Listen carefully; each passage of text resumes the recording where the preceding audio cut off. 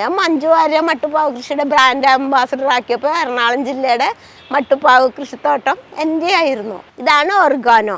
ഇതിൻ്റെ ഇല ഉണ്ടല്ലോ, നമ്മുടെ ഇവിടെ നിന്ന് ആൾക്കാർ അങ്ങനെ ഉപയോഗിക്കില്ല. ഇത് സാലഡിൽ ഉപയോഗിക്കാം, പിന്നെ ഇത് ബീഫ് ഇറച്ചിക്കറികളിലെല്ലാം ഉപയോഗിക്കാം. അങ്ങനെ കുറേ ഉണ്ട്. പിന്നെ പലഹാരം ഉണ്ടാക്കുമ്പോൾ ഇതിലൊക്കെ ഉപയോഗിക്കുമെന്ന് കേട്ടിട്ടുണ്ട്.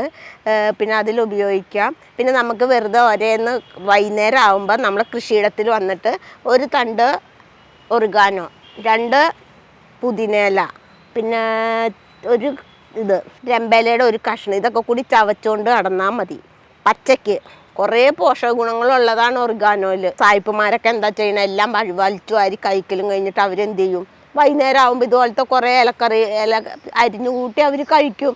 അപ്പം മറ്റേൻ്റെ സൈഡ് ദോഷമൊന്നും ഉണ്ടാവില്ല, അവരെ വയറും ക്ലീനാവും.